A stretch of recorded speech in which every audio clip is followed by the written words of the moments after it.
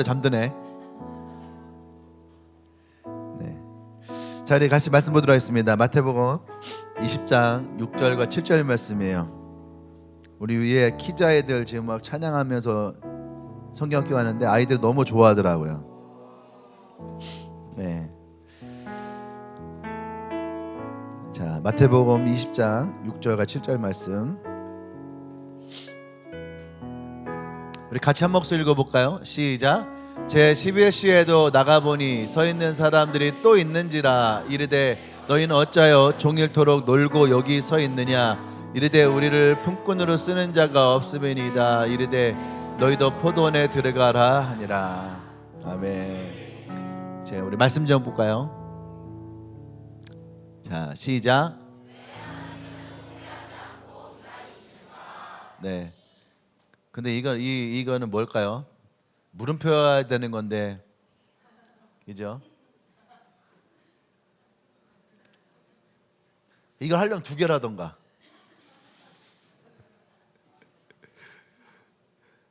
저때 문자 보낼 때는 물음표 했었는데. 자, 왜 하나님은 포기하지 않고 기다리실까? 오늘 이 포도원 품꾼의 이야기는 우리가 생각하는 공평의 기준을 정면으로 반박하는 거예요. 사람들은 공평하고 평등하고 이런 것들을 원하죠. 근데 오늘 성경은 공평하지 않아요. 평등하지 않아요. 그래서 우리가 생각하는 우리의 이성과 대치될 수가 있어요. 저도 이게 반골 기질이 있어가지고 어릴 때 또 목사가 됐을 때에도 사실은 성경 여기저기에서 제가 이렇게 이해가 되지 않고 제가 얘기했죠. 이해가 되지 않으면 설교하지 않는다고. 그랬던 부분들이 여러 가지 있었는데 이 본문은 그래도 설교를 좀 했었는데 설교하면서도 한쪽이 뒤끝이 이렇게 있잖아요. 마늘 먹었을 때 뒷맛이 야리는 느낌. 그 느낌 있죠. 양파를 먹었을 때 그 씁쓸함이 뒤에 딱 남는 느낌. 그런 것처럼 이 본문도 사실 그런 게 있어요. 그게 뭐냐면 아니 누구는 아침부터 일하고 누구는 저녁에만 일했는데 돈은 똑같이 받아. 그러면 공평이 안 공평해요? 공평하지 않죠. 불공평하죠. 공정거래위에서 신고해야 되겠죠. 성경에서 그런 부분들이 조금 있거든요. 근데 그게 뭐냐면 우리도 모르는 사이에 유물론적 세계관이라는 게 있어요. 물질 중심적인 생각. 그런 생각이 우리의 머릿속에 있다 보니까 이 성경 자체도 우리가 이성적이고 합리적이고 물질적인 시각으로 보는 거예요. 예, 의미를 파악하기보다 성경의 눈에 읽히는 대로 이곳에 내 감정이 대입되는 거예요. 근데 그런 것들이 주로 어디서 오냐면은 상처에서 와요. 저는 이런 부분을 읽으면 많이 왔어요. 왜냐하면 제가 가난했기 때문에 이 품꾼들이 가난했다라고 하는 그 짐작이 되어지고, 그리고 남성분들 같은 경우는 아마 아르바이트라도 요즘에는 안 가려나? 예전에는 노가다를 많이 갔거든요. 아침에 6시에 가도 늦어요. 5시부터 가서 기다려야 돼. 줄을 서야지 돼. 그러니까 5시부터 가서 줄을 서도 나를 골라가는 사람들이 와가지고 이렇게 보다가 이렇게 너 이렇게 불러요. 왜 그렇게 부르는지는 이해가 없어요. 그런데 택함을 받은 사람이 있고 택함을 못 받은 사람이 있어요. 한 7시 반까지 기다리다가 없으면은 거기 있는 사무소 소장님이 그래요. 퇴근하세요 그래요. 나 5시부터 와 있었는데 7시 반까지 거기서 기다렸는데 나를 뽑아주지 않아요. 퇴근하세요 그러면은 그 아침이 굉장히 씁쓸하게 가거든요. 아니 그게 뭐라고 돌아가면서 나는 여기서도 이렇게 가치가 없나? 난 여기서도 쓸모가 없나? 제가 어릴 때 많이 들었던 얘기가 이제 쓸모없는 새끼 이 얘기이기 때문에 난 여기서도 쓸모가 없나? 그런 생각을 하면서 돌아갈 때가 있었거든요. 그러니까 저는 이 포도원 비유를 볼 때 이 사람이 저로 대입이 돼요. 그래서 때로는 이 포도원 주인이 미울 때도 있어요. 그리고 또 이 그 11시에 있는 보면 이제 처음에 데려간 사람 말고 중간중간 데려가는 사람이 있는데 두 가지 마음이 있어요. 하나는 픽을 받아서 그나마 픽을 받아서 좋았겠다. 또 하나는 이 사람들 얼마나 힘들까. 그거에 꽂혀 있었어요. 그러다가 어느 날 이 11시에 간 사람들, 제가 혼자 이 묵상을 하면서 울었던 적이 있거든요. 11시의 삶을 살고 있는 가정, 집이 되게 부서질 것 같은 그런 집, 뭐 유리창도 깨져 있고 이제 문도 다 부서져 있고 집에 냉장고 열어보면 김치도 제대로 없고 집에 가족은 내가 오늘 그 노가다판에서 벌어올 그 돈을 기다리고 들어올 때 쌀도 사오고 김치도 사오고 계란도 한 줄 사오고 그런 기대감에 하루 종일 물 먹으면서 기다리고 있는. 근데 혼자 그거를 이렇게 왜 그렇게 묵상했는지 모르겠지만 혼자 그거를 상상하다 보니까 그래서 검정 모심 이런 거 보면 안 돼. 자꾸 검정 모시면 이런 거 자꾸 그렇게 막 생각나고 그러니까 괜히 혼자 울컥해갖고 이제 혼자 막 이렇게 울고 있고 그런 때가 있었거든요. 근데 그 아버지가 오늘도 일 못하고 들어갈 때에 얼마나 속상할까. 그리고 그 자녀들이 아버지 아빠만 기다렸는데 아빠가 빈손으로 들어올 때 얼마나 그 아이들이 실망할까. 그 생각을 하니까 갑자기 눈물이 펑 터지더라고요. 그래서 혼자 괜히 펑펑 울었던 적이 있어요.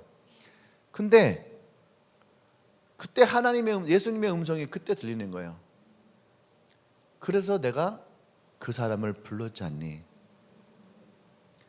그 11시에 온 사람의 은혜가 그 5시에 이제 모든 것을 다 포기하고 집에 돌아가지도 못하는 거죠. 돌아가지도 못하고 거기에서 집에 가서 뭐라고 얘기하나 하고 거기서 주저앉아 있을 때에 어느 사장님이 오셔서 그 사람을 탁 택하면서 지금이라도 저랑 같이 일할 수 있을까요? 할 때에 그 사람이 어떤 마음이었을까? 근데 사장이 그러는 거죠. 그런데 너무 늦어서 돈은 조금밖에 못 드려요. 근데 그 돈이 조금이라는 것은 의미가 없어요. 지금 내가 그래도 일을 하고 조금이라도 돈을 벌어갈 수 있다라는, 라면이라도 한 줄 사갈 수 있다라고 하는 그 소망이 기쁨이 되고 은혜가 되고 감사가 되고. 그래서 오늘 이 본문을 우리의 유물론적인 사고관으로 보면 이따가도 설교하겠지만 물질적인 부분으로 우리가 접근을 하고 현실적인 부분으로 이 성경을 접근을 하면 우리는 불합리한 세상 가운데 살고 있는 불합리한 처우를 받고 있는 노동자들, 또 한편으로는 운이 좋고 재수가 좋은 노동자들, 그 둘의 경계선에서 우리는 어느 쪽에 손을 들어줄 것인가를 생각하고 있는 사람일 수도 있어요. 내 가족이 첫 번째 사람이면 불합리한 세상을 향해서 우리는 나가서 투쟁을 해야 되겠죠. 그런데 두 번째 사람의 가족이라면 우리는 지금 누구보다도 이 받은 은혜를 감사하겠죠. 그래서 사람은 간사한 거예요. 내가 어느 쪽에 있냐에 따라서 나의 입장은 100% 달라지거든. 그런데 성경이 오늘 우리에게 얘기하는 것은 그 모든 불합리가 아니고 그 모든 평등과 공평이 아니고 성경이 얘기하고자 하는 것은 은혜예요. 따라서 은혜. 은혜는 받을 수 없는 자들에게도 주는 것이 은혜고 있는 자들에게도 주는 것이 은혜고, 아멘. 자격 없는 자에게도 주시는 것이 은혜고, 은혜는 대가를 지불할 수 없는 자에게도 주시는 것이 은혜예요. 아멘. 그래서 은혜는 그래서 모든 사람들에게 주시는 하나님의 사랑인 거죠. 그래서 하나님은 평등하신 분이 아니라 공평하신 분이다라고 정의를 해요. 이 여기서 얘기하는 공평하시다라고 하는 것은 다른 사람과 비교하는 것이 아니라 나 한 사람 한 사람에게 주시는 나만을 위한 하나님의 선물이에요. 아멘. 저 사람에게는 100만 원짜리 선물이 가고 이 사람에게는 1000만 원짜리 선물이 가고 이 사람에게는 10만 원짜리 선물이 가고, 그러니까 목사님은 1000만 원짜리 선물 준 사람을 더 많이 사랑하는구나라고 생각을 하는 수 있지요, 사람은. 근데 그게 물질적인 세계관에 갇혀있기 때문에 그래요. 그것이 아니고 그 사람에게 필요한 것을 주는 거예요. 지금 그 사람에게 하나님이 주시고자 하는 사랑을 주시는 거죠. 그것이 어떤 사람에게는 100만 원일 수 있고 어떤 사람에게는 1000만 원일 수 있고 어떤 사람은 10만 원일 수도 있는 거예요. 돈의 관점이 아니라 은혜의 관점으로 봐야 되는 거예요. 세상을 바라볼 때도 그런 거예요. 세상을 바라보면은 우리는 우리의 관점에서, 물질적인 관점에서 바라봐야 되는 거죠. 그래서 어떤 사람들은 집을 5채를 가져야지 행복한 사람이 있고, 집을 한 채를 가지고 있으면 불행한 사람이 있는 거예요. 어떤 사람은 버스를 타면 불행한 사람이 있고, 어떤 사람들은 고급 승용차를 타야지 행복한 사람이 있는 거죠. 그 기준을 누가 정해놨을까? 그래서 로마서 12장 2절에서는 너희는 이 세대를 본받지 말고 마음을 새롭게 하고 변화를 받으라. 수없이 그렇게 얘기를 해도 우리는 마음을 새롭게 하지 않아요. 우리는 이 세대를 본받지 못해서 안다라는 사람들이 많아요.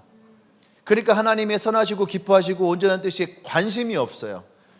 신앙생활에도 똑같아요. 자기 생각만 가지고 있는 거죠. 자기 판단만을 가지고 있는 거예요.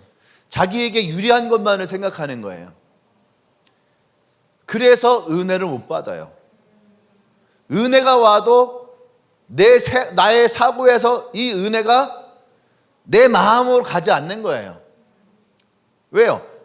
그 사람들은 먼저 머리에서부터 만족이 일어나야 되거든. 그게 유물론적 사고관이에요.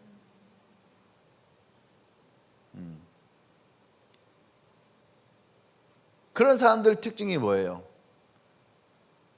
아까 제가 얘기했던 것처럼 세상이 불의함에 대해서, 또 세상이 얘기하는 성공에 대해서, 세상이 말하는 가진 것에 대해서 계속 반복해서 얘기하는 거예요. 한번 생각해 보세요. 어떤 사람이 미국에 가서 바이어를 만나서 프레젠테이션을 했습니다. 그리고 그날 예를 들어서 300억 원의 계약을 맺었어요.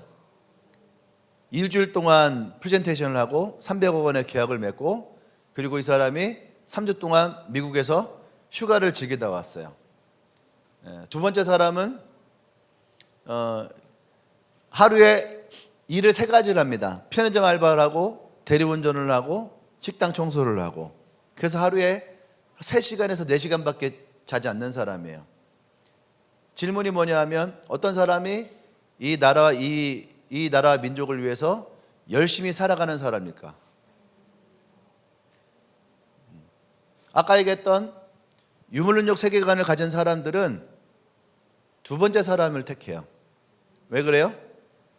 자신의 감정과 자신의 생각과 자신의 마음을 두 번째 사람에게 대입을 해요. 이렇게 열심히 살고 있는데, 이렇게 힘든데, 이렇게 고생을 하는데, 이렇게 알바 3개를 해도 미국에 가서 3주 동안 휴가를 즐길 수가 없는데, 첫 번째에 있던 저놈은 일주일 동안 일하고 3주를 미국에서 휴가를 즐기는 그런 인생인 거잖아요. 그러니까 불합리한 거예요. 그러니까 이 나라에서 열심히 살아가는 사람은 두 번째 사람인 거야. 일을 3개를 하고 하루에 3시간밖에 자질 못하고 매일매일 땀 흘리면서 열심히 노동하고 있는 그 사람. 첫 번째 사람은 그렇지 않은 거죠. 여러분, 이 생각이 얼마나 잘못되는 걸 보셔야 돼요. 첫 번째 사람은 그러한 기회를 얻기 위해서 중학교 때도 열심히 공부하고 고등학교 때도 열심히 공부하고 대학에서도 열심히 공부하고, 그리고 생각해 보세요. 그 입찰을 따내기 위해서 전 세계에서 모인 수많은 바이어들과 경쟁을 통해서 이뤄낸 거예요. 그 사람이 이뤄낸 그 성과를 가지고 돌아왔을 때에 이 한국에서는 그 사람이 이 300억 원의 수익을 올려서 나눠줄 수 있는 사람이 몇 사람이고 몇 가정일까? 우리의 사고의 생각을 정말로 많이 깨트려야지 돼요. 나중심적으로 살아가면은 우리는 언제든지 내로남불이 되는 거예요. 아까까지만 해도 우리는, 아까 얘기했죠. 제가 첫 번째 사람, 오늘 아침부터 와서 밤늦게까지 일했는데 10만 원 받았어. 5시에서 와서 6시에 와서 1시간 일했는데 10만 원을 받았어. 내 가족이 첫 번째 사람이면 불합리한 거예요. 더 줘야 되는 거예요. 근데 내 가족이 두 번째 사람이면 너무 감사한 거예요. 그런 게 어딨냐고. 주인이 와서 주면은 땡인 거지.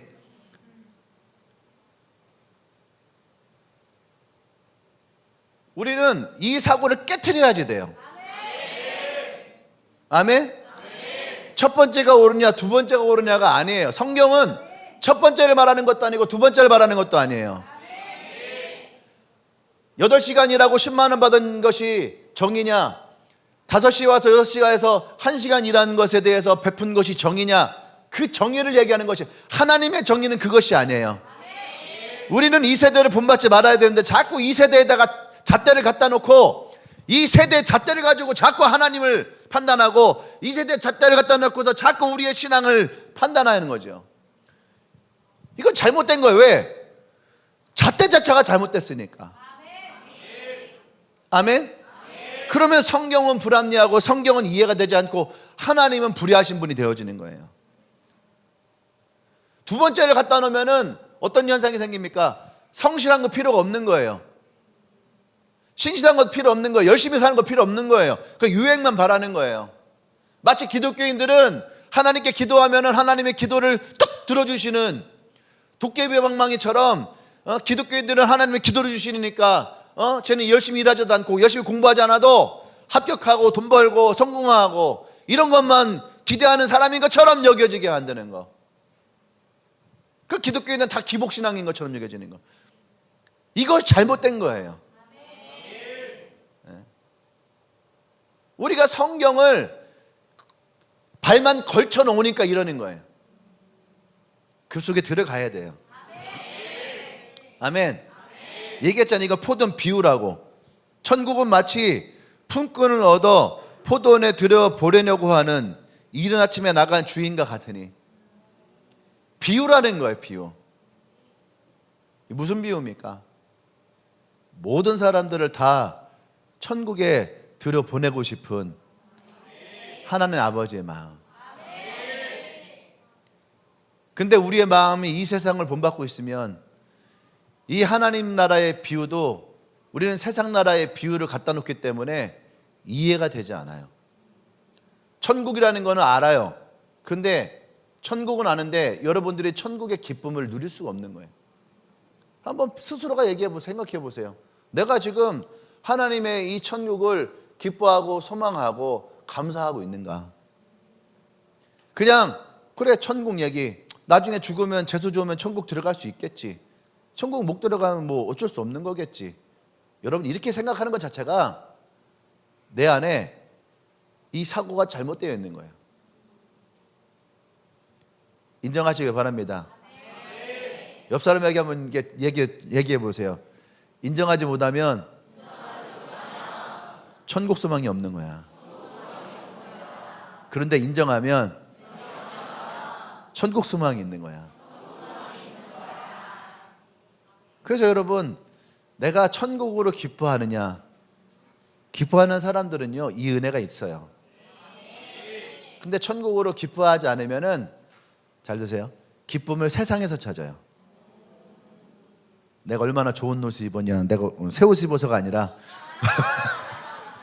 얼마나 좋은 옷, 좋은 메이커를 입었느냐, 내가 얼마나 좋은 직장을 다니느냐, 내가 얼마나 높은 연봉을 받느냐, 내가 사람들에게 얼마나 인정을 받느냐, 내 외모가 어떠하냐. 자꾸 우리는 판단의 기준을 세상으로 자꾸 가져가요. 여러분 인정하고 싶지 않아도 여러분 그렇게 돼요.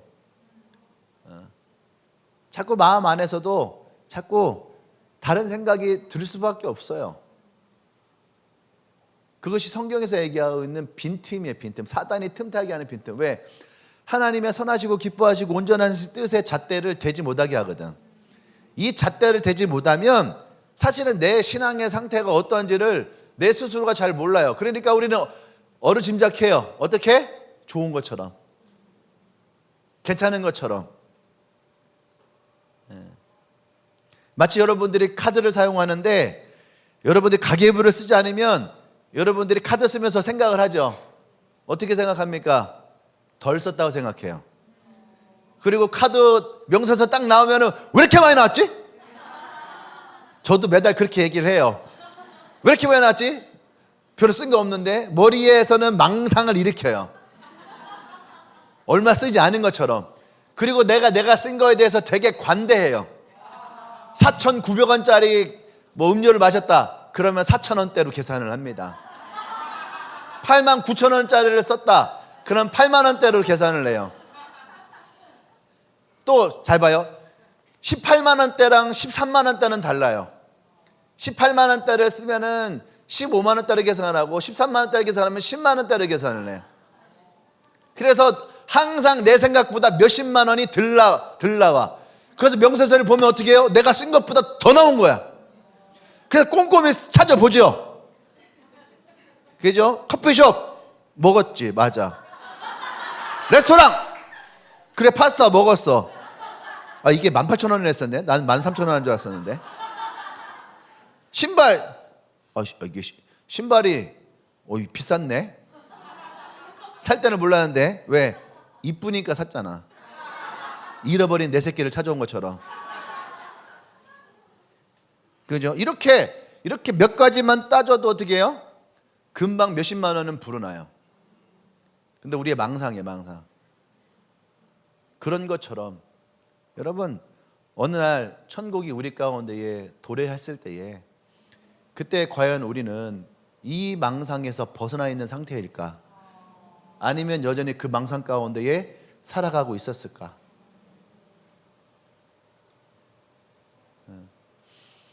우리가 오늘 이 본문을 보며 가장 중요한 것이 그거예요. 내가 어떠한 사고, 어떠한 생각으로 내가 지금 이 성경을 보고 있을까?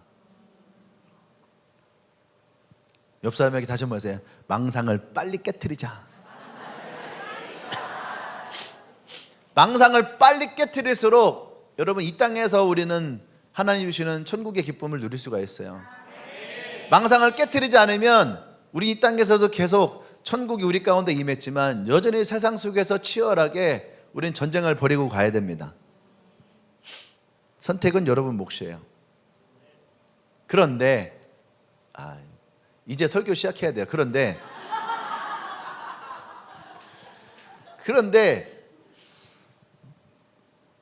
여러분들은 혹시 포기했을 수도 있고 여러분들은 생각을 안 할 수도 있고 여러분들은 나와 상관없다 생각할 수도 있고 어떤 분들은 내가 늦었다라고 교회를 다니면서도 이미 나는 은혜 받긴 늦었어. 그냥 교회만 다니는 거야. 이미 나는 하나님의 어떤 부르심이나 또 하나님을 위해 나가는 이런 것들 난 늦은 것 같아. 그리고 어떤 분들은 나는 이미 세상에 쩌들었어. 담배에 쩌들었던 것처럼 난 세상에 쩌들어서 이제는 순수한 하나님의 말씀을 순수하게 받아들일 수 없을 것 같아. 이렇게 생각하는 사람 있는가? 옆에 쳐다보세요. 눈빛이 흔들릴 수 있어. 늦었다라고 생각되는, 나랑 상관없다라고 생각하는 우리 태영이가 뭘 늦었어. 눈빛이 마치 나는 세이프 아웃된 사람들에게 지난주에 우리 미정이 얘기했던 은혜 한두 번 받아봐요. 그 뒤에서 태영이 되게 막 방긋 웃고 있네. 거기다 요새 태영이가 아주 폼이 올랐어요. 그래서 살짝 야구에 교반되었어. 그래서 막 우리 허승환 리더에게도 그러더라고. 형님 안타 못 치세요?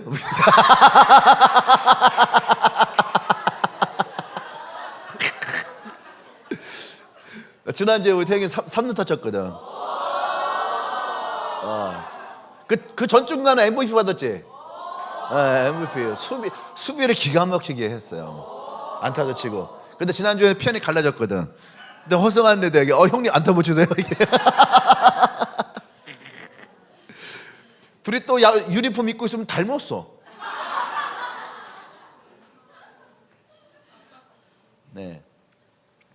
어쨌든 그래서 오늘 이 설교 제목이 중요해요.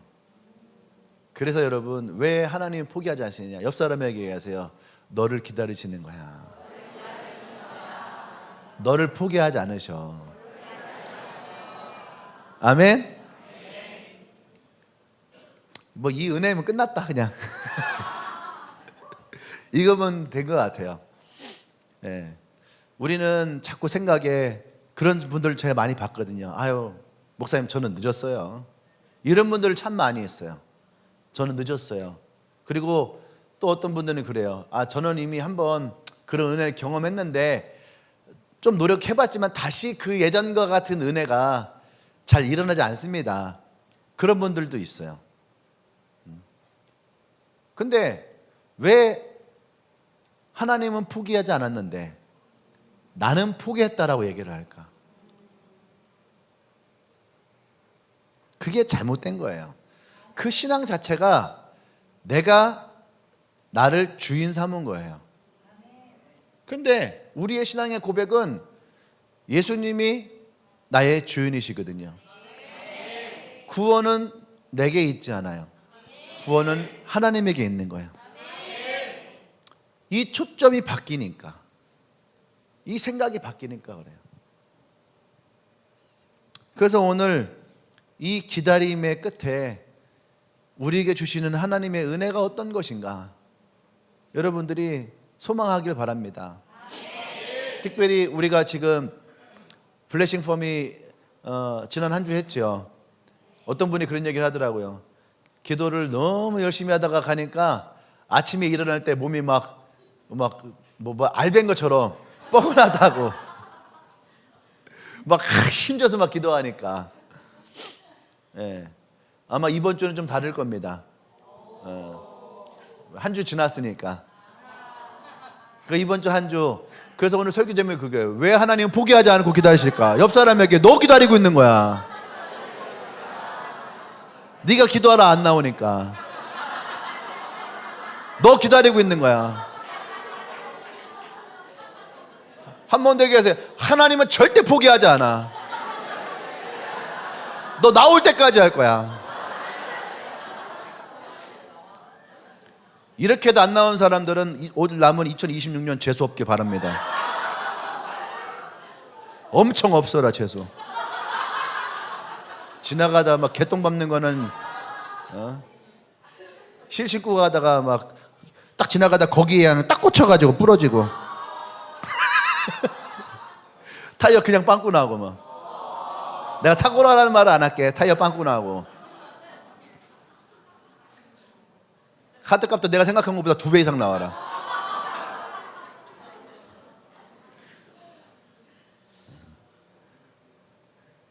저주하는 거 아닙니다.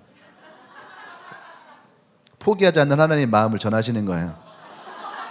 시편에 보니까 그렇게 나오더라고. 시편에서도 그렇게 얘기하더라. 시편 기자가. 어쨌든 간에 하나님은 그래도 포기하지 않아요. 그게 하나님 마음이에요. 여러분들 중에는 어떤 사람은 9시라고 생각한 사람이 있어요. 모태신앙들. 나는 태어날 때부터 교회 다니고 태어날 때부터 뭐 교회에 있어서 뭐 어릴 때부터 뭐 사역하고 어쩌고 저쩌고 얘기를 해요. 그 자기가 9시에 부름받은 사람이라 생각을 해요. 당신은 9시에 부름받은 사람은 아닙니다. 9시에 부름받은 사람은 초대교회 사람들이에요. 여러분들은 5시에 온 사람들이에요. 5시에 온 사람. 이 가운데에 일찍 온 사람 한 명도 없어. 우리 모두가 다 5시에 온 사람이에요. 누가 여러분들에게 9시에 왔다고 그래? 누가 그랬어요? 아무도 안 그랬어. 지가 그렇게 생각하는 거지. 자기 모태신앙이니까. 오랜 동안 신앙생활 했다고. 누가 그렇게 얘기를 해요? 아니에요. 여러분들은 다 5시에 온 사람이에요. 어떤 사람은 5시, 어떤 사람은 5시 5분, 어떤 사람은 5시 10분이야. 거기서 거기에요. 아니 뭐 엄마 뱃속에서 태어나면서 교회 다니는 게 뭘 그렇게 자랑이라고. 우리 아빠도 뱃속에서 태어나서 다녔는데. 올해 86세입니다. 그 의미 없어요. 의미 없는 거예요. 그리고 여러분들이 하나님을 위해서 일하면 얼마나 했다고. 뭐 중학교 때 뭐 이렇게 뭐 PPT 하고 뭐 악기 연주하고 뭐 노래, 그거 시간으로 따지면 얼마야? 11주만큼 되나? 11주도 제대로 안 하면서 이렇게 얘기하시는 분이 있더라고. 내가 얘기하는 게 아니고. 나는 그런 얘기 안 해요. 고등학교 때 얼마나 했다고. 그거 시간으로 따져보면 얼마 되지도 않아요. 여러분 나가서 코인 노래방 가서 노래 부르는 시간보다 적을걸? 안 그래요? 시간으로 따지면 여러분들이 주님을 위해서 일한 시간은 저 끝에 보이지도 않아. 근데 여러분들이 여러분을 위해서, 여러분 놀기 위해서, 여러분 즐거움 때문에 쓴 시간 따져보면은요, 여러분 상위의 랭크 다 돼 있어요. 그거. 근데 우리의 생각이 그렇게 된 거예요. 그건 잘못된 거예요. 하나님은 여러분들을 일꾼으로 부르지 않아요. 성경에 일꾼이라 써 있으니까 자꾸 노동자라고 생각을 하는데, 성경에서 얘기하는 이 일꾼은 그 일꾼 아니에요. 일을 찾는 사람이에요. 일을 찾는 사람들. 왜? 그래야지 살아갈 수 있으니까. 어떻게 보면 이 땅에 살아가고 있는 평범한 사람들이에요. 근데 하나님이 찾은 것은 일꾼이 아니라니까. 하나님 찾은 것은 불쌍한 사람이에요. 내가 도움을 줘야 되는 사람, 내가 포도원에 넣어야 되는 사람, 다시 말하면 구원이 필요한 사람. 할렐루야. 그래서 우리가 성경 하나 읽더라도 우리의 사고가 깨어지지 않으면 성경이 은혜가 되지 않아요. 그런데 어느 날 성경을 읽다가 그래요. 성경 읽다가 갑자기 은혜가 되고 막 눈물이 나고 막 회개가 되고 그런 사람이 있어요. 그게 그 순간 우리의 생각이 깨지는 거예요. 깨져야 돼. 그래서 여러분 무협소설에 보면은요, 어느 정도까지는 가요. 사람이 이류가 있고 인류가 있어. 이류에 있는 사람이 일생을 무술을 연습해도 인류에 못 가는 사람이 있고, 인류에 20살 때 인류에 오른 사람이 40년 동안 아무리 노력해도 절정에 못 가는 사람이 있어요. 인류에서 끝나는 사람이 있어요. 이유가 뭔지 알아요? 깨달음이에요. 아무리 초절정이라는 데가 있어요. 초절정. 그러면은 문파의 장문인, 최고 잘하는 사람. 근데 아무리 잘해도 화경이라고 하는 경지가 있어요. 초인의 경지야. 인간을 초월하는 경지. 그게 화경이야. 인간이 최대로 갈 수 있는 게 초절정. 근데 그 초절정에서 화경은 한 끗 차이래요. 한 끗. 한 끗 차이인데 일생을 해도 못 가는 사람이 있어. 일생을. 그 다음 경지, 그 다음 경지, 그 다음 경지는 다 그래요. 그게 뭐냐? 깨달음이 없으면 못 간대. 저는 그걸 보면서요, 깨달았어요.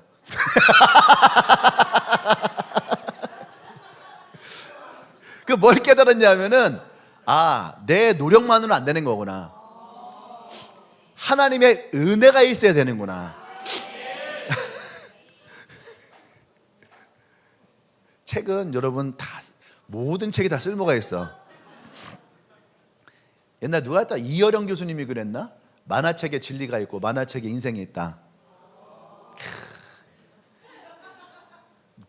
중학교 2학년 때부터 깊은 만화 속의 세상에 심취해서 우리 어머니가 만화책을 봐도 무협지를 봐도 우리 아들이 공부한다 생각하시는, 책만 펴 있으면 공부한다 생각하시는 그런 어머니 밑에서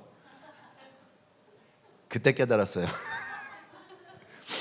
어쨌든 여러분, 우리의 신앙이 우리의 표현을 하면 우리는 깨어짐이라는 표현을 써요. 깨어짐. 내가 깨어져야 된다. 그죠? 무협에서는 그걸 깨달음이라고 얘기를 해요. 불교에서는 그것을 해탈이라고 그래요. 해탈. 근데 다 같은 말이에요. 근데 성경은 독특해요.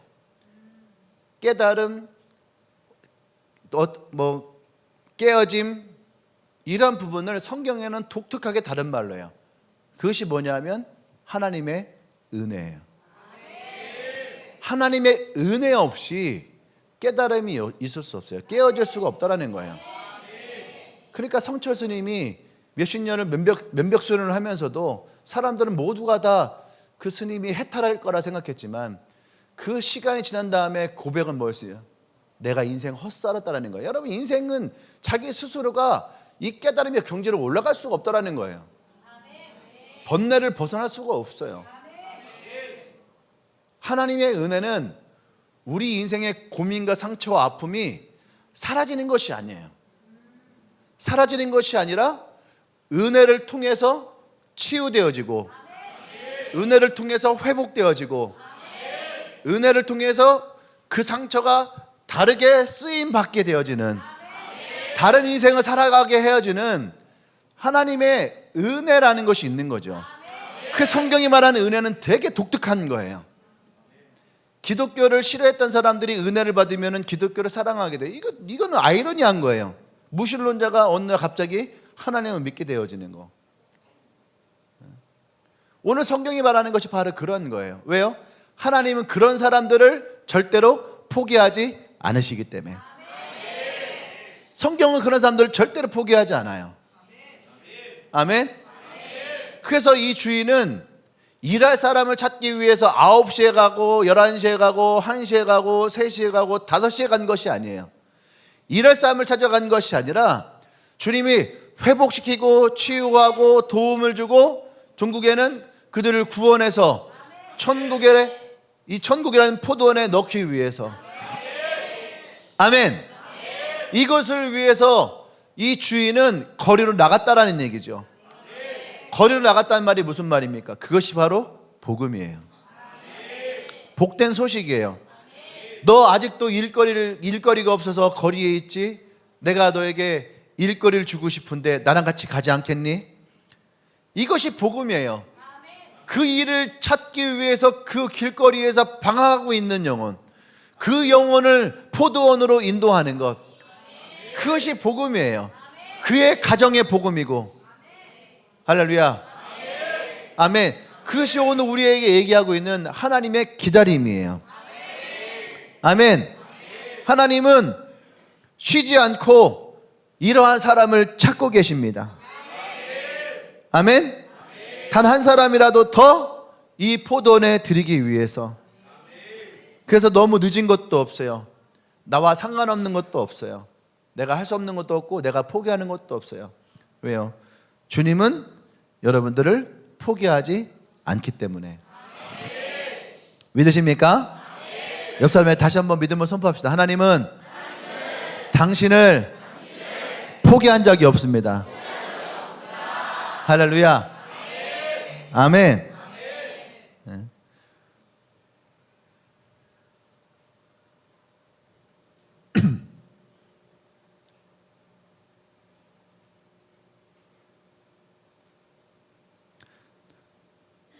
두 번째를 뛰어넘었어요. 그냥 두 번째는 은혜를 입고 비교하는 사람들인데 앞에 이미 다 제게 얘기했으니까 또 두 번 얘기할 필요 없을 것 같아서 뛰어넘겠습니다. 왜냐면 1부 때 얘기했던 게 있으니까 제목만 얘기해 준 거예요. 세 번째는 뭐냐면, 세 번째는 뭐라고요? 첫 번째 얘기했잖아. 쉬지 않고 찾으시는 하나님. 조금 전에 설교 들어왔어요. 그 제목 읽고 지나갔는데 두 번째 두 번째도 얘기했잖아요. 은혜를 읽고 비교하는 사람들. 네. 오늘은 1부 때랑 2부 때랑 좀 설교 제가 좀 다르게 하고 있어가지고 2부 때 지금 스토리를 푸는 중이에요. 그래서 그런 거예요. 네. 세 번째는 주님의 은혜는 값없이 우리에게 부어진다는 거죠. 값없이 부어지는 주님의 은혜, 이것을 우리가 오늘 마지막으로 좀 봐야 될 부분이에요. 제11시의 품꾼이 가졌을 기쁨. 난 여러분들이 우리가 흔히 그러거든요. 지금이 마지막 때다라고 얘기를 해요. 저는 뭐 굳이 지금이 마지막 때다라고 하는 그러한 얘기는 전 잘 하지 않습니다. 그런데 여기저기서 자꾸 지금이 마지막 때다, 지금이 마지막 때다 그러는데 어쨌든 그런 분들이 얘기하니까 우리가 그런 마지막 때에 살고 있는 사람들, 그래서 저는 항상 얘기하는 게 우리가 11시의 사람들이다. 아멘. 예. 제일 먼저 찾아왔던 그 사람들은, 아침에 일찍 찾아왔던 사람들은 초대교회 사람들이에요. 그들이 그 믿음의 신앙을 가지고 열심히 복음을 전해서 이 복음이 우리 가운데 흘러왔다라는 생각이 듭니다. 우리는 누구나 다 이 마지막 때를 살고 있다라고 생각을 하고 11시에 우리가 이 일꾼이다 생각하길 원해요. 아멘. 그러면 우리는 이 11시의 사람들을 좀 볼 필요가 있죠. 아까 얘기했던 것처럼 제가 혼자 내 감정에 기입했던 그런 모습인 것처럼 이들이 성경에서 뭐라고 했냐면 아무도 우리를 쓰지 않았다 그래. 아무도 우리를 쓰지 않았다. 아무도 우리를 필요로 하지 않았다. 좀 사람들 불러놓고 하면 좋은데. 자, 이거 한번 나와볼까? 남자들 빨리 나와봐요. 여기. 최대한 리더까지 나와봐봐. 뒤에 집사님 계시니까 거기 끊고. 얼른 빨리 뛰어. 시간 없으니까. 자, 우리 점장님을 모시도록 하겠습니다. 자, 독도 해물찜 점장님. 자, 독도 해물찜 점장님이 여기서 일꾼을 고를 거예요. 자, 여기서 두 사람을 골라야 하세요. 점장님의, 사장님의 식당에서 일할 사람 두 사람을 보고, 자, 원래 걸 빼고 그냥 보고서 2명 데리고 하는 거야. 너무 빨리 2명. 자, 2명. 누구? 황준이. 그 다음에 또 한 명. 또 한 명 누구? 자, 우리 사장님과 함께 이제 일하러 가세요. 사장님과 함께. 자, 사장님과 함께 일하러 가시고. 자, 그 다음에 우리 김희준 사장님. 아주 다양한 일 합니다. 전기, 에어컨, 뭐 화물, 다양한 일을 해요. 자, 2사람 데리고 와. 2사람. 오늘 일할 사람 2사람 데리고 가요. 2사람. 예. 이 사람이 어떠한 경력이 있는지 몰라요. 커피를 잘 타는지, 또 이렇게 가스를 얼마나 잘 만지는지 이런 거 잘 모르는 상태에서 2명을 데리고 간 거예요. 자, 그 다음에 또 누가 있을까? 예, 누가 있을까? 그래, 우리 이문혜, 예, 과장님? 과장님. 자, LG 화학연구소에서 필요한 사람 2명 데리고 가요. 2명 데리고 가세요. 2명.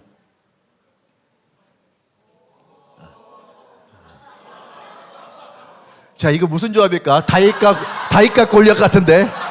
흑백 다이카 골리앗. 무슨 조합인지 모르겠지만 2사람은 데리고 와서 이제 자 모여보세요. 예. 자, 왜 이 사람들이 남았을까? 자, 마지막 한 번만 더 해보도록 하겠습니다. 누가 좋을까? 우리 덕현이. 자, 덕현이는 과연 뭘 다 빼고 나와? 자, 덕현이는 과연 자, 이분은 이제 보험 설계하시는 분이에요. 자, 어떤 사람이 필요할까? 두 사람만 데리고 왔어요. 두 사람. 빨리 시간 없어. 빨리 두 사람 데리고 와. 두 사람 누구 데리고 할 거야? 누구 데리고 할 거야? 누구 데리고 와? 누구 데리고 할 거야? 누구 데리고 할 거야? 누구 데리고 할 거야? 자, 세 사람 남았어요. 자, 우리는 이 사람들이 지금 무슨 기준으로 데리고 갔는지 알아요, 몰라요? 몰라요. 모르는데 사장님은 알겠지. 자, 왜 아까 두 사람을 데리고 왔을까? 이유가 뭐예요? 성실하고 힘을 잘 쓰고 할 것 같아서. 아, 아까 두 사람 손 들어봐봐. 성실하고 힘을 잘 쓸 것 같대.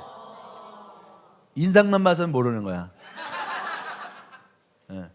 그 다음에 또 아까 희준이는 아까 두 사람 왜 데리고 왔어? 일을 제일 잘할 것 같아서. 일 제일 잘할 것 같은 두 명 데리고 왔다는데? 그 다음 잘할 것 같은 거야? 제일 잘할 것 같다. 그럼 제일 잘할 것 같으면 뺏겼네. 자, 왜 데리고 왔어? 저요? 성품이 착할 것 같아서. 그거 어떻게 알아? 선해 보여서. 그럼 이 사람들은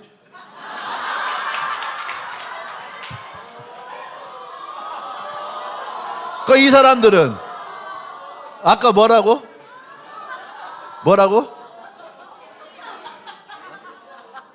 네? 잘 모르겠는데. 아까 뭐라고 했다고 아까? 성품이 선해 보인다고? 아까 뭐라고 했다고? 일을 제일 잘할 것 같아요. 그 제일 성실할 것 같다고? 잘하는 게 일 잘할 것 같다고? 왜 뽑았어?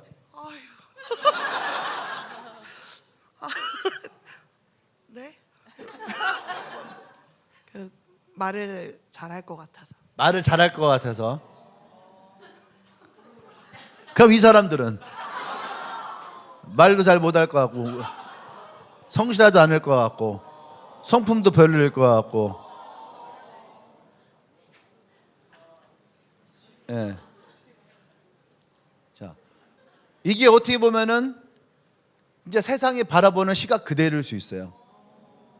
지금 뽑아간 순서가 여러분 생각할 때에 여러분들이 생각했던 뽑아갔던 순서랑 비슷한 사람들 있죠. 이게 우리가 얘기하는 것일 수 있어요. 그러면은 이 사람들은 남겨진 사람들은 마음이 어떨까? 이게 우리가 장난인데도 넌 몇 번째 뽑힐 것 같았어? 솔직히 몇 번째 뽑힐 것 같았어? 저요? 생각이 없어요? 너는 뽑힐 것 같았어? 안 뽑힐 것 같았어? 뽑힐 것 같았어요.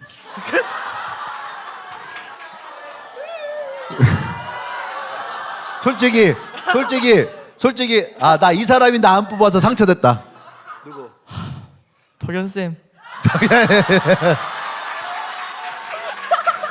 너 뽑힐 것 같아? 안 뽑힐 것 같았어? 안 뽑힐 것 같았습니다. 왜 안 뽑힐 것 같았어? 그냥 열심히 하는데 잘 하긴 하는데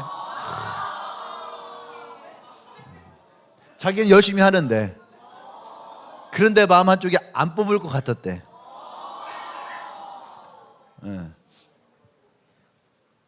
앞에 더 있으면 더 불행하니까 일단은 자리에 박수 한번 주세요. 네.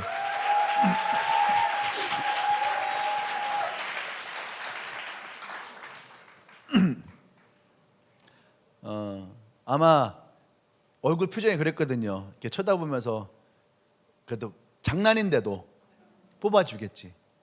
근데 제일 처음에 뽑혀나간 사람들 표정 봤나요? 나중에 여러분들 영상을 다시 확인해 보세요. 제일 먼저 뽑혀간 사람들은 그냥 너무 당연하듯이 뭐 나 정도.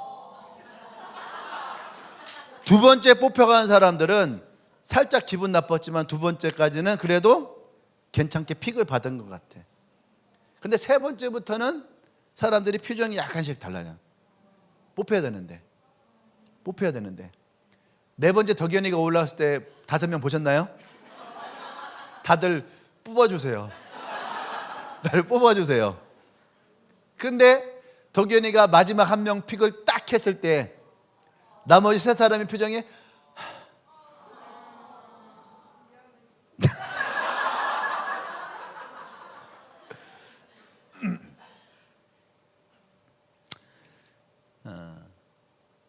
사실은 이게 아무것도 아닐 수 있어요.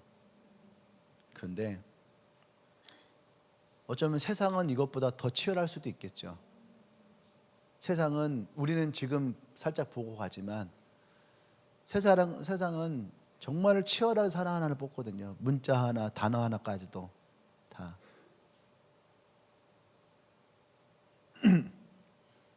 오늘 성경이 얘기하는 결론이에요.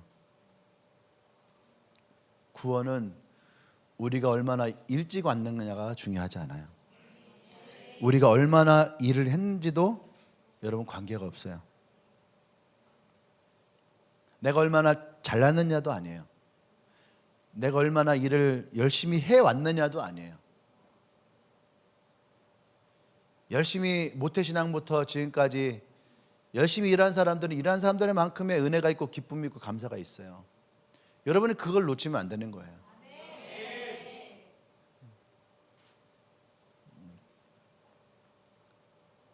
우리가 시기하고 질투하면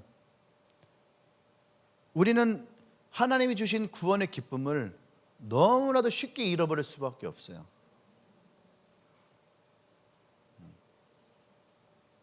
하나님의 성품을 오해하면 하나님은 우리를 평가하는 분으로 되어지는 거예요.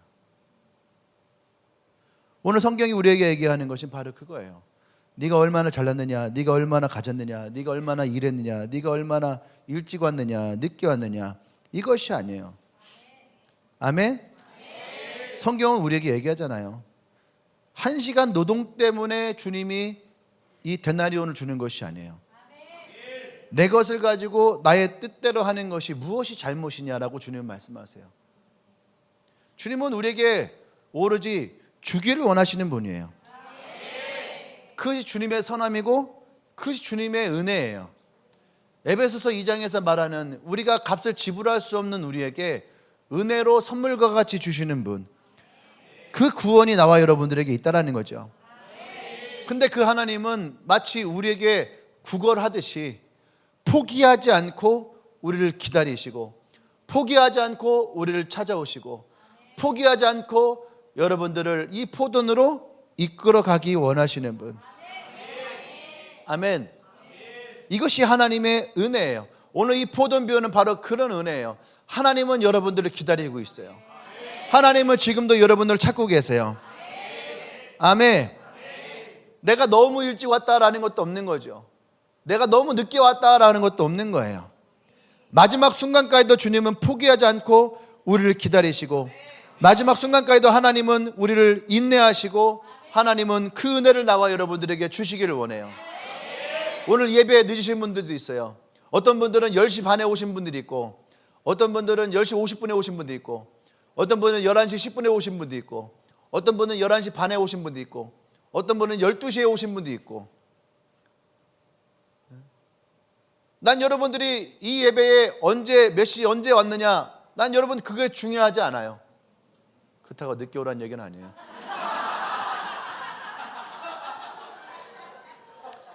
하지만 여러분들이 이 공동체 가운데 있다라고 하는 거, 그리고 이 예배당 가운데 있다라고 하는 것이 나에게도 기쁨인데 하나님은 여러분들을 얼마나 더 기뻐하시겠어요.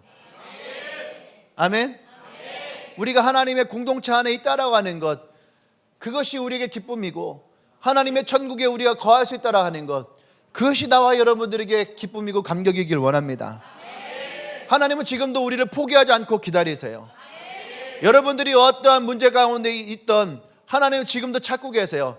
때로는 아파서 늦게 오는 분도 있으실 것이고, 어떤 분은 상처받아서 늦게 오는 분도 있을 것이고, 어떤 분들은 갈등 가운데에 멈춰선 분도 있을 것이고, 어떤 분은 예의치 않은 인생의 문제 때문에 주저앉은 사람도 있을 거예요. 그래서 어쩌면은 하나님이 원하셨던 그 자리까지 나오지는 못해서 이미 나는 늦었어, 이미 나는 포기했어, 이미 나랑 상관이 없는 거야, 이미 나에게서 멀어졌어, 나에겐 기회가 없어진 거야 라고 생각하는 사람들이 있을 거예요. 근데 하나님은 그 자리에서만 여러분을 찾아가는 것이 아니에요. 하나님은 기꺼이 여러분의 있는 곳까지 찾아가신다라는 거죠. 오늘 11시에 있던 사람들 보세요. 주님이 찾아가서 뭐라고 하십니까? 너희들은 왜 이 늦은 시간에 여기에서 그냥 놀고 있느냐 라고 말씀하시는 거예요. 놀고 있다는 것이 뭐예요? 놀고 있다라고 하는 것, 진짜 놀고 있었겠어요? 놀고 있다라고 하는 것은 그 자리에서 벗어나서 그들이 어찌할 수 없이 머물러 있던 장소까지 이 주인은 찾아가셨다라는 거죠. 여러분의 깊은 상처까지도 찾아가시고, 여러분의 방황의 끝까지도 찾아가시고, 여러분의 고통의 그 자리까지도 찾아가시고, 절망의 저 깊은 곳까지도 주님은 기꺼이 찾아가셔서 기꺼이 여러분들에게 손을 내미시고 기꺼이 여러분들이 이 포도원으로 이끌어 가시겠다라는 거예요.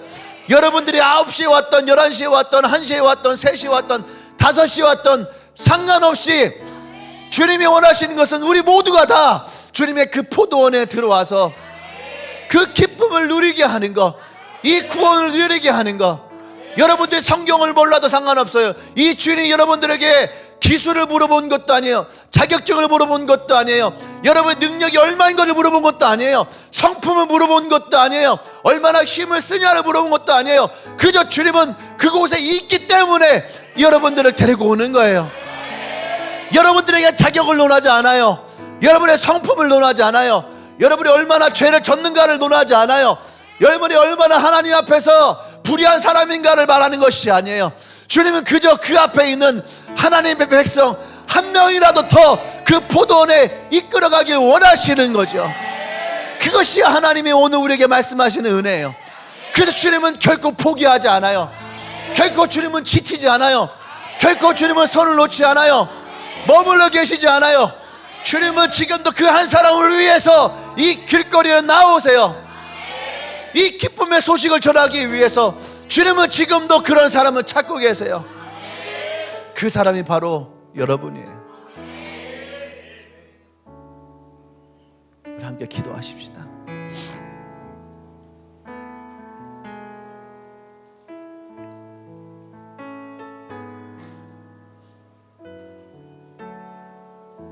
주님은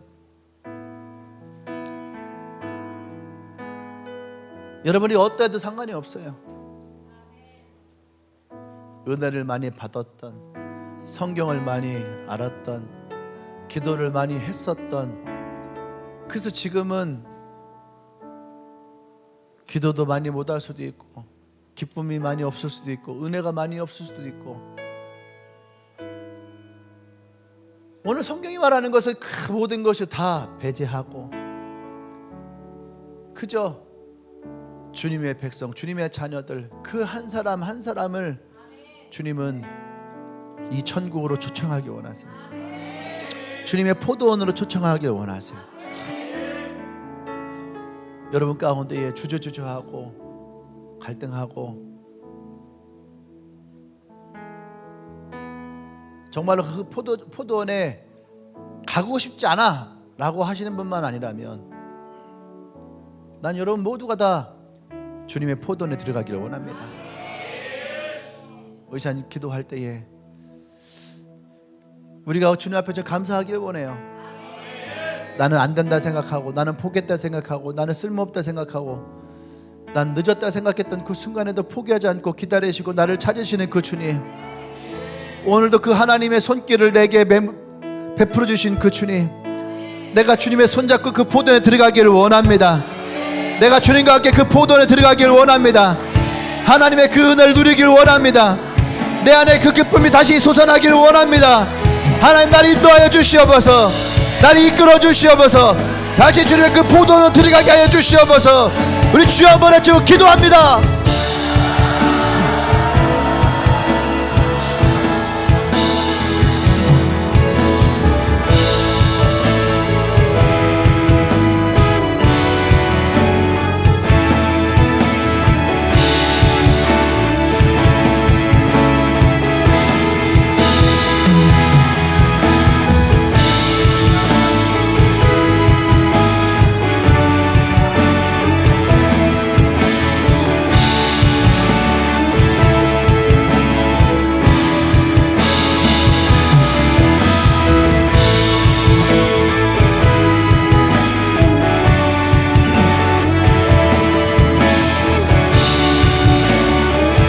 할렐루야. 우리 마지막 옆에 있는 손을 잡고 기도하십시다.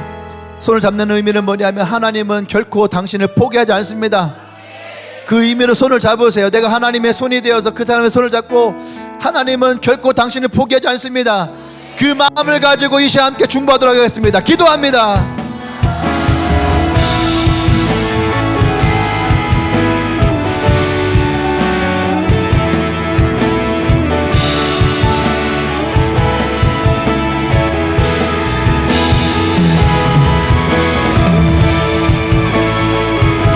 하나님 그렇습니다.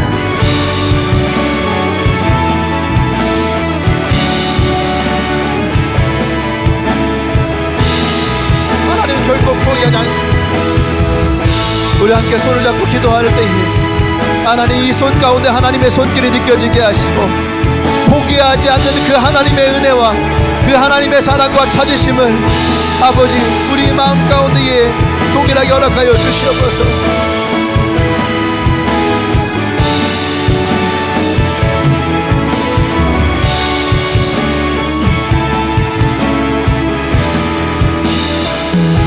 할렐루야. 주님 감사합니다. 결코 하나님은 한순간도 우리를 포기하지 않으심을 감사합니다. 지금도 그 11시에 찾으시는 그 하나님을 바라봅니다. 오늘 이 가운데에 그 11시에 이곳에 와 있는 영혼이 있다면 하나님 손을 붙잡아 주시고 하나님의 그 은혜의 포도원으로 인도하여 주셔서 이 공동체에서 함께 아버지 은혜와 사랑을 누릴 수 있도록 주님이 축복하여 주시옵소서. 우리 모두가 다 하나님의 평안을 누리고 주님의 기쁨을 누릴 수 있는 하나님의 거룩한 자녀들 되어주도록 축복하여 주시옵소서. 이제는 우리 주 예수 그리스도의 구속의 은혜와 아버지의 사랑과 성령 교통 역사하심이 11시에 주님의 부르심을 받아 은혜 가운데 머물러 있는 주님의 교회 모든 성도들 위해 지금부터 영원토록 함께 하시기를 간절히 축원합나이다.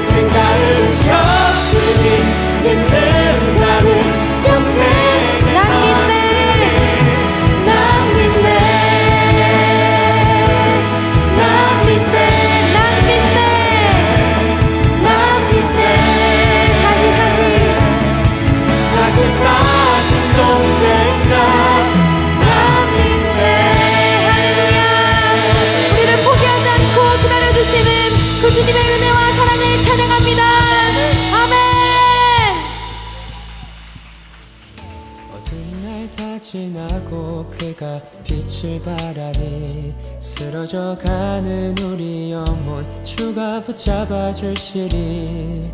우린 쉬지 않으리.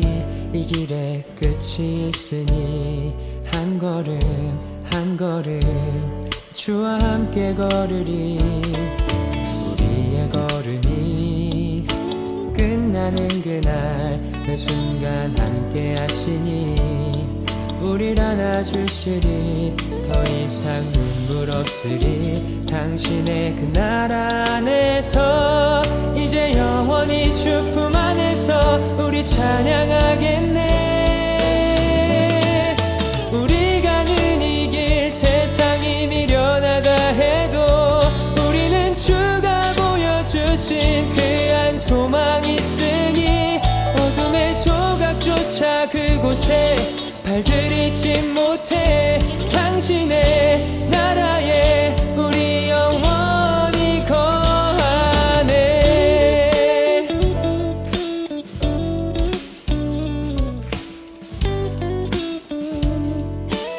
다시 한번 어두운 날